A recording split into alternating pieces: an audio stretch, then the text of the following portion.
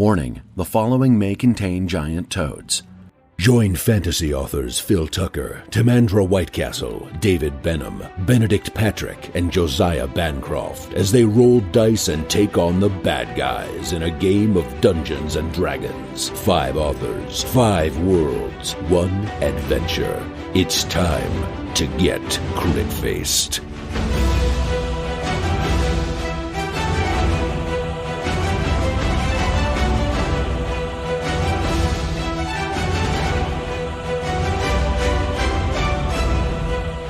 Previously on Crit-Faced, saying a final farewell to the hag Jenny Greenteeth, the party continues their journey back to the Wizard of Wines Winery. Yes, let's keep going. Okay. It's been standing here for too long. So you've got an unsung healing potion. Write that down. So, but with the asterisk, right? Yes. Yep. I think you have other healing potions now as well, don't you? Didn't you get some from Baba Lysaga? We have a vial of silver shards. I think we had a massive... We have that. We have that one scroll that brings somebody back to life, Exactly. but we have to do it like right away. Right. We have some treasures.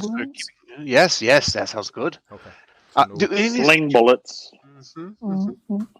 Okay. Mm-hmm. All right. What? I mean, just like smoked one of those scrolls. What would it do for us? Just I mean, nothing? You're welcome to try. I don't think the scrolls are smokable. Besides, smoking isn't good for you, John. Yes, I know. Could damage your pipes, and we need you to sing beautifully to that potion. Especially as a performer, you need your I suppose. lungs and stuff. Yes. Okay. What's the plan, guys? Continue to the vineyards. Yeah. Mm-hmm. Okay. Yeah. So, very shortly after this, guys, you reach the fork in the road, and the signpost there, can tell head south to the Wizard of Wines Winery, northwest to Kresik. I assume you're taking the winery road. Yep. Yes. And you continue on, guys. These are all familiar sights. You still have Irwin flying high above you. And eventually the path heads off to the west, or our path breaks off to the west. This is the path into the vineyard, and you realize you're now walking amongst the vines. And as the sun begins to set, the familiar sight of the winery looms out of the mists. And you can see Irwin above you fly down, and he turns into his human form. Now you're still some distance away, and you can see him speaking to a figure just outside of the winery. As you get closer, the figure he was speaking to, one of the younger Martikovs, runs in and inside the winery, and as you step closer still, you see Davian head out, sort of slightly more hunched form, hobbles along, and you're maybe 2 or 3 minutes away, and you get the impression, that there's quite a bit of standoffishness between the two guys. There's very rigid body language from them. But just as you come close, the two men embrace, and you can actually see from behind Irwin shuddering slightly as he embraces his father for the first time in almost a decade. So as you reach there, Davian breaks away from his son, almost reluctantly, and he walks towards you all, and it's just, his face is a mix of emotions, and he tries to pass off what's just happened with Irwin. He says, I'm very sorry for your loss, friends. My son has told me, what happened, in Berets, but I'm sorry, I cannot feel so sad, because I believe that you also come with good news, for me and my family. This is true. And we have brought you the second gem of your family to restore the vineyard to its former glory. But it came with a high price. So I hear. You do not know, though, the benefit this will bring to the valley as we continue to provide relief for all who live here. Well, we're hoping for that relief, because we have heard that Strahd's life is bound to this land. So by improving the land, we are hoping to maybe weaken Strahd. He looks a bit confused when he hears this from you, and he says, "Well, I mean, of course, I would love to think that our simple winery would have such an effect, but you must understand I am sceptical. But we will do our best to provide what joy we can." I think that's a good thing that you're doing here. Yes. It's how you start like a tasting pour. You know what I mean? Like you start like 7 different glasses, and you just put a little bit in each one, and then like you bring joy to everyone slowly, and. Yes. I assume are you handing over the gem to him? Yes. Yep. And you can see you've gathered a crowd of Worm Magpie onlookers. They come round and they're in awe of this of the gem. And he says that we have such small ways of rewarding you. I know we already discussed our fortune, which you've refused from us. The next vintage that we distill in our wineries, we will name after yourselves in such a small way we can show our thanks. I believe heroes of the Silver Dragon. Is that what you call yourselves? Oh no! We call ourselves the Malame 5. Was it like murderers? 4. The Malame 4. I'm sorry. No, I think Silver Dragon is appropriate. Really? I think ever since the Sunsword, we call ourselves the Thundercats. Oh God! Who?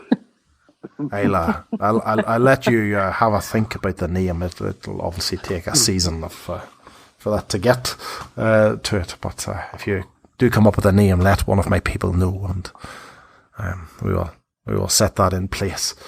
Of course, we will prepare what feast we can for you tonight. What are your plans after this evening? Rest and recuperation, and then what are our plans? We want to go and find our missing friend. Irena. Yeah. Irena. This is your friend in Kresik, is that correct? Yes. I see. She was last seen by one of your people at the Abbey of Saint Markovia. That's right. Yes. And it will be difficult gaining entry to Kresik, let alone the Abbey. Why is that? They have cut themselves off from the valley. Vallaki is somewhat the same, but Kresik is even more insular. They don't allow anyone to come inside. They provide for themselves almost entirely. In fact, it was only after a few generations of attempts that my great-grandfather was able to convince them to accept wine from the winery, just to give something of sustenance, alcoholic sustenance to those people. When does your next shipment go out to them? We actually are preparing shipments to all the corners of the valley now. Is it going out tomorrow, perchance? Do you have a plan here, Mr. McCrack? Perhaps we could deliver that shipment.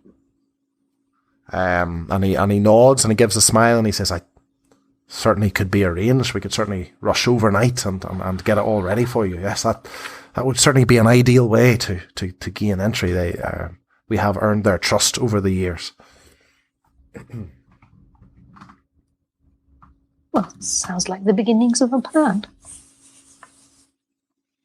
Okay. All right. Otherwise, so the Martikoffs get to work on readying the shipment. You sit down for a meager but heartfelt feast. You can tell that the family are growing to idolize you in a much more wholesome way than the people of Vallaki had begun to. And you certainly get the impression with your interactions with the extended family. You definitely have become true heroes in their eyes. The young kids in particular, you can see them whispering and pointing at you and just looking on in awe. Every single one of you. Are any of this like young people like musical at all? They have musical ability.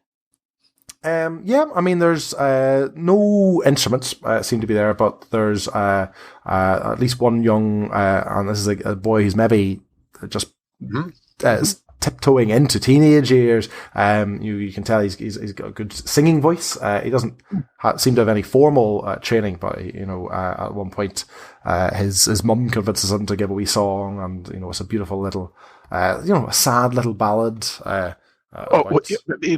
Ballads?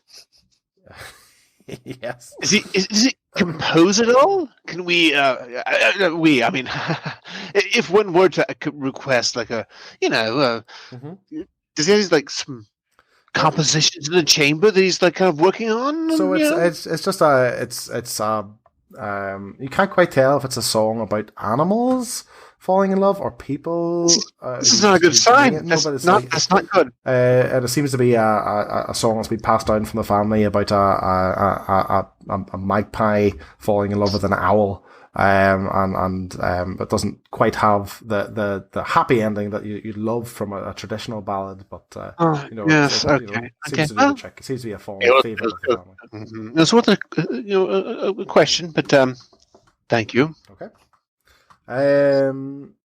Okay. Stefania, she's enjoying the feast and she sidles over at one point and she says, "What do you think? What of me? Nobody's really discussed what's happening next with me." Well, what would you like to do, Stefania? Would you like to stay here and help these people? I don't know. I kind of feel that I don't quite belong here. I mean, at the end of the day, my home is back in Vallaki, and that's where my people are. I mean, everyone here, they're all family, and they can do that weird thing where they turn into birds. I mean, that's not something it's odd. It's odd, yes. Yeah. And then they lay eggs, and you're like, where did it come from? It's very strange. But here's what I'd say: it's a short-term thing. It's short-term. You stay here until we can make the land safe, and then you can go back home, and you won't have to worry about being devoured by birds or killed by vampires. But maybe this is a nice halfway home. If you do not wish to stay here, perhaps we could ask Erwin of the Blue Water Inn to accompany you back to Vallaki. Okay. Perhaps if he's going that way. So, are you asking Erwin that? Well, I'm asking Stefania if she would want to go back. I certainly, if it was safe to travel, but does he not fly? I mean, that's not something that I'm going to be able to do. Not on your own, but with a little help, you can. We could ask him if he maybe does not fly. Okay. Yeah. No, I'd certainly appreciate that. Because the problem is, Stefania, I would love to come to Vallaki and escort you myself, of course. We also know that Vallaki has many problems that still need to be dealt with. But as you can see, Barovia needs more help than Vallaki does right now. Mm-hmm. So we must do the greater good. I would never ask for yourselves to go out of your way just to bring me back home. No, that's not what I was asking. I'll have a word with Erwin and see what he has to say. Then thank you. And if he says no, just send him over to me. I will do. I will. So guys, we rest. I don't think you need anything restored. And by morning, Davian has a wagon ready for you. It's just pulled by a wagon, or more of a carriage. A wagon. Sorry. Yes. Is it like a canopy? It is. Yes, a canopy. Just it's a carriage. I think we have a canopy. There's a carriage. Okay. It has a form of transportation ready for you, and containing casks of wine, and pulled by a small pack horse. Now, he's sending one of his sons with you, because obviously it has to return to them. Now, it's actually the only form of transportation that they have. But you're happy to hear that the plan is that Irwin is going to be taking the form of transportation to Vallaki after it returns to yourselves to make another delivery to Vallaki, and also that will be how Stefania is going to get back to her home and to her people. Good for her. Okay. So it's the plan that we go along with the shipment of wine to Kresik, as though we were drinking it as we went. Like we were working for the Wizard of the Wines, or are we going to hide in the? That's up to yourselves now. Zolt is the name of the young man who's with you. He is the Mordekov man. He's traveling with you, and obviously he's happy to go along with whatever you want to do. And Davian does say, "Listen, I certainly, if you say that you're representatives of my family, that should be all that you need to get yourselves access to the walled village. However, you have a chat with Zolt, and if you have any other plans, do feel free to make them. We have entire trust in yourselves." Oh, sounds good. Yeah. So should we go boldly forward? What do you think, Master Suna? Should we hide, or should we I just like hiding. I do like hiding. I'm very good at hiding. You like I'm going to tell them that I like hiding. You can't hide. If someone gave you a barn to hide in, you would be outside of it going, "Hello, here I am." You're not a hider. No, I'm most definitely not. I'm there as advertising material for the wine, and I think I'll tell them that I crushed the grapes myself with my bare feet. I'm less thirsty, as you said that.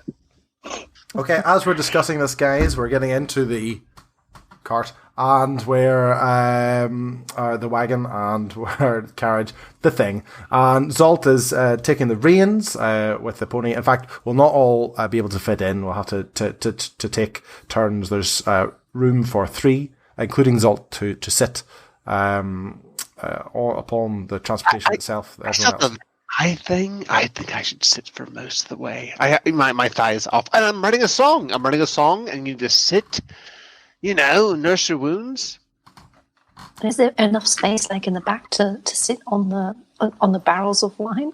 Yeah, we could perch there. And I think Zolt kind of throws a bit of an unimpressed sort of look in your direction. It's probably the kind of thing that as a child he was probably told to never do, and he's not ever grown out of that. But he's not gonna challenge you too much on that after everything you've done for his family. Yep. I shall meditate. Okay. On top of the wine barrels. And we continue. That's what it would. So we head on north, guys. Yes. So we set off, and just after midday, you reach the section where you would where you came. The east. If you headed east now, you'd be following in Jenny's footsteps back to Vallaki. But for the first time, we're going to head up northwest instead, on the road to Kresik. So it's still misty, still forest, but you can certainly feel the path take an upward turn, or the Svalk road take an upward turn, and you can tell that the pony is having to do quite a bit of extra work to pull the wagon on up the hill. It gets noticeably colder as well, guys, because as you keep travelling upwards, obviously temperature drops, and although you'll never leave forest, you can see that the trees around you are interspersed with rocky crags as you venture into more mountainous territory. Well, how quaint. Okay. So finally, you reach a point where the Svalak road, you can see, is continuing west, but there's a northern branch to this road. But at the top of this northern branch, let's say maybe 200 feet to the north of you.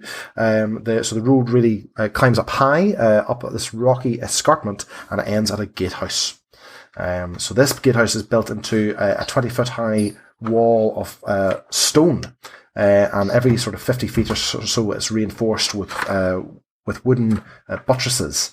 And this wall that you can see the gatehouse set into, it seems to be enclosing a settlement, and the settlement is sort of built right on the side of a snow-dusted mountain, snow-dusted mountainside. So just beyond this stone wall, you can see the tops of pine trees, which are also covered in snow, and there are thin white wisps of smoke, quite a few of them, rising above the what you can see at the stone walls. As you're looking on this scene, the somber toll of a bell comes from a stone abbey. Now, this abbey is actually clinging much higher up the mountainside, above the settlement. So it seems to be quite an inviting sound. Certainly a welcome change from the sort of deathly silence that I've been with you since you've been travelling. So it's hard to tell at this distance, but you reckon you can make out a sort of switchback road, walking, sort of clinging to the cliffs, leading from the walled settlement up to the abbey above. And Svalt turns in a seat beside you and he says, "Welcome to Kresik."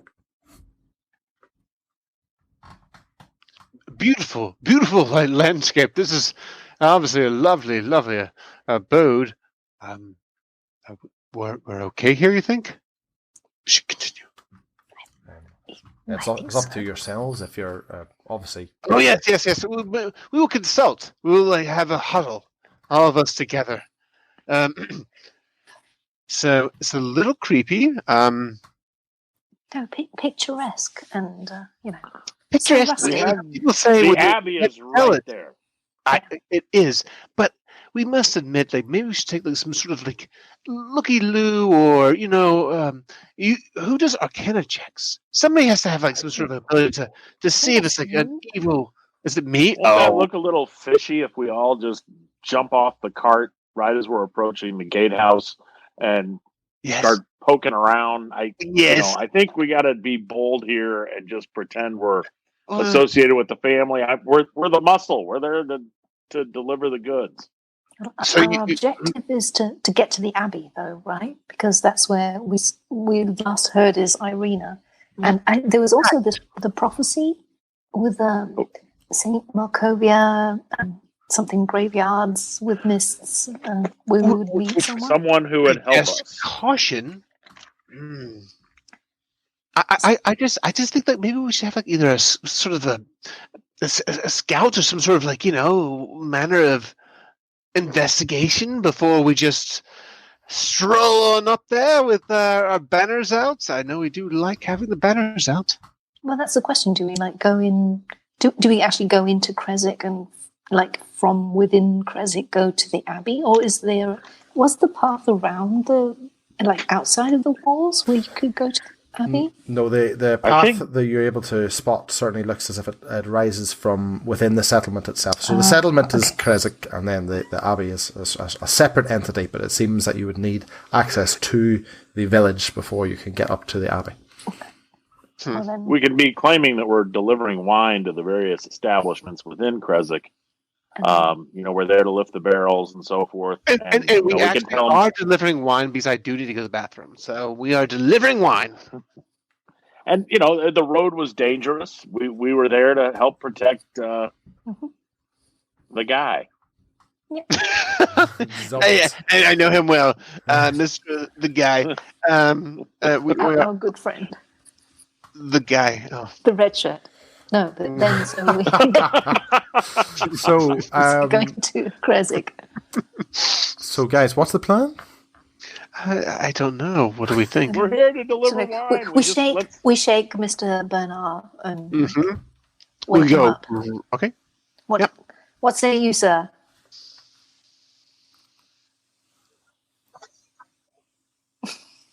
Bernard? Nothing. That's great. I'm sorry, I missed it a bit. I was just quietly going along with it. We are in Kresik. I think that's a great idea. I think there's maybe some room for some fine tuning, but otherwise, I think we go with exactly as you said it. There's no idea. I think there is no idea. Okay, now so we just right up to the gate. Seated, head like straight go up, through the and gates. Let's do it. Let's do it. No checks. Let's just go through. Yep. The guy's taking the lead.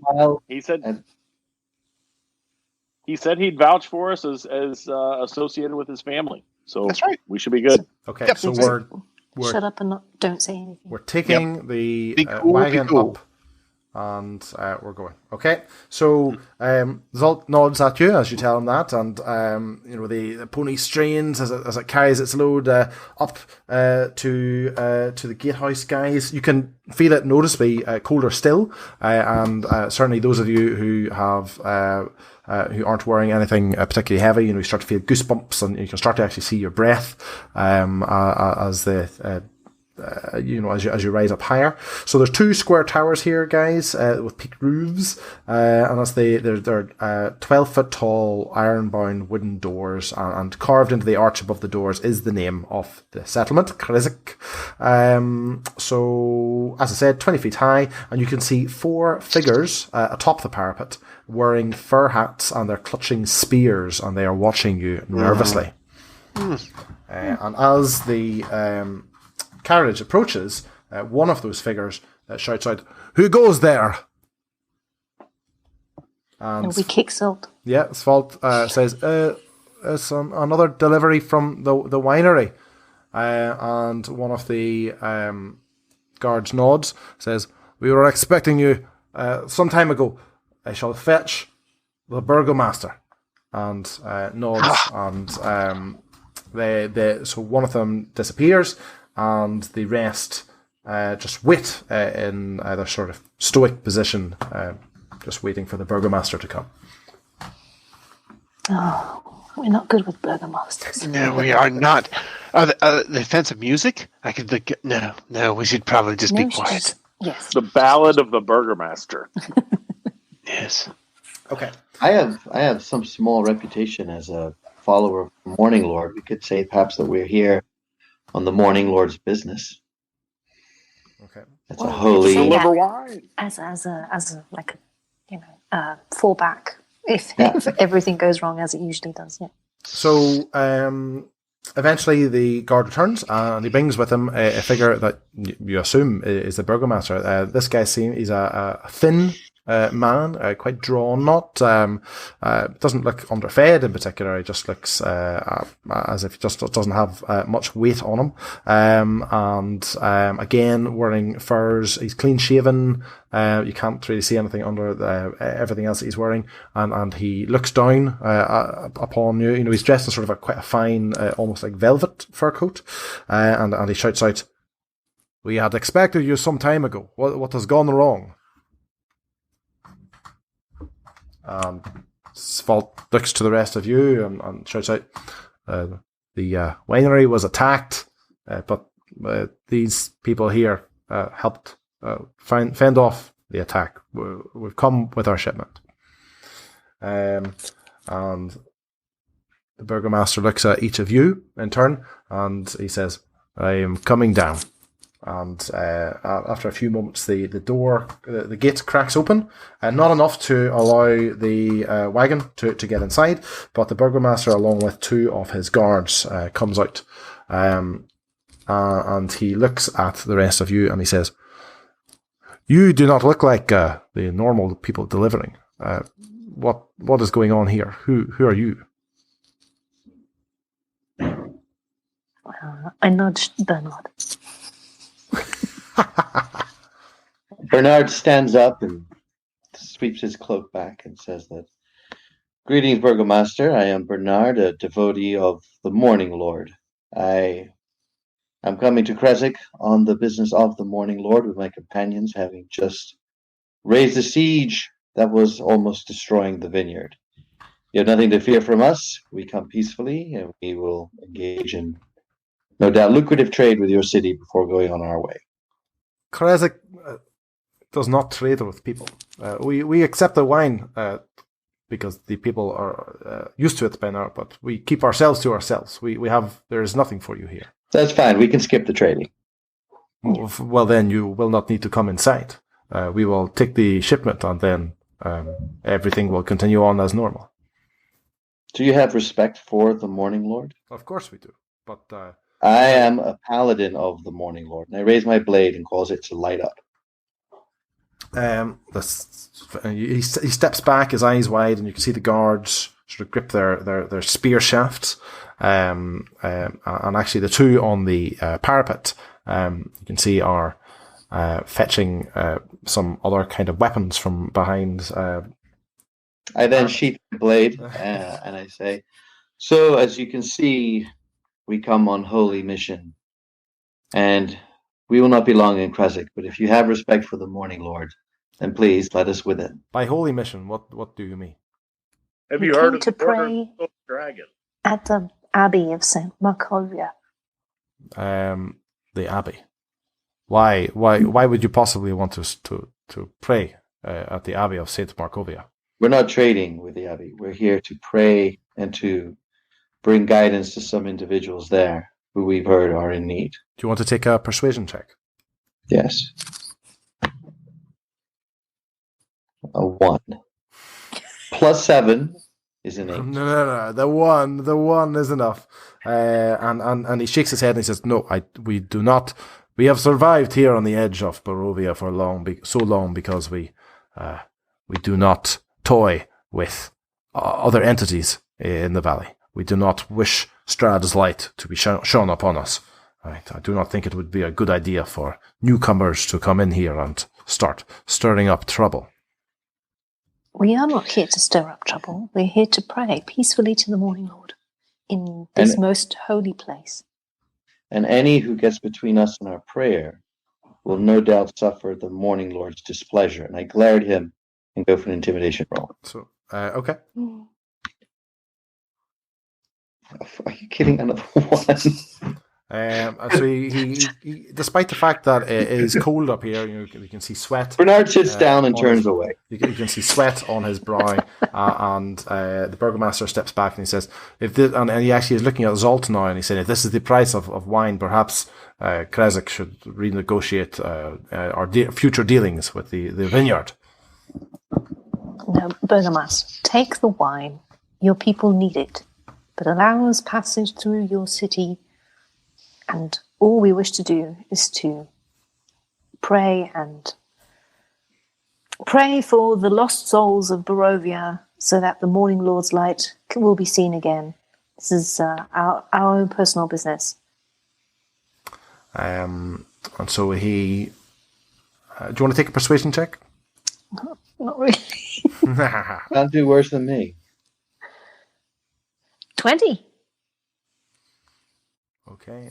Come on! Again, he's very persuasive. He continues to sweat and casts sidelong glances at Bernard, and can see he's looking between the Bernard's sword. He now has noticed that Master Sunna and Kellen both have very visible weapons in particular as well, and he also, you can see, he's casting a glance back to the sort of in comparison pathetic spears that his guards people have, and he's saying, if you promise that in your time here in Kresik you allow yourselves to be escorted by my people, we will see what we can do about gaining entrance to the Abbey for you. So, do we want to be escorted? Like, guys? I'd love an escort. Yes. In that case, yes, you may enter. Please to deliver the shipment, and he's talking to Zolt this time, to deliver the shipment to my cellars as usual. And the twin doors to Kresik open to yourselves. Blessings be upon the city. Thank you, Burgomaster. So that's, so very much like the gates of Vallaki that opened to you, those weeks ago now. So too do the gates of Creswick open. However, it's a very different sight that awaits you inside. If you recall, walking into Vallaki was almost like walking into civilization and away from the evils of Barovia. What stands out here when you walk into Creswick is the fact that it's still misty inside. It's the whole place is mist shrouded. Unlike Creswick, unlike Vallaki, which was a town, this is just a little village. In fact, it's just really a scattering of sort of humble wooden cottages along dirt roads, and they stretch between pine trees. Actually, almost like as if you're within a forest. It's almost as if this wee cottage is dotted about within this walled forest up here in the north. So you can see up to the northeast, now that you're beyond the walls, the grey cliffs rising behind Creswick, and the winding road leading up to the abbey is very easy to see from here. So the Zolt moves his carriage, his wagon forward, and actually stops at the first building you arrive at. It certainly seems a bit larger than any of the other cottages within sight, and this appears to be the burgomaster's own home. And Zolt begins to start moving the wine barrels off the wagon and into the burgomaster's home. You can also see along here there's a lot of animals kept outside many of the cottages. The burgomaster's home has a pig pen and some chicken coops as well. And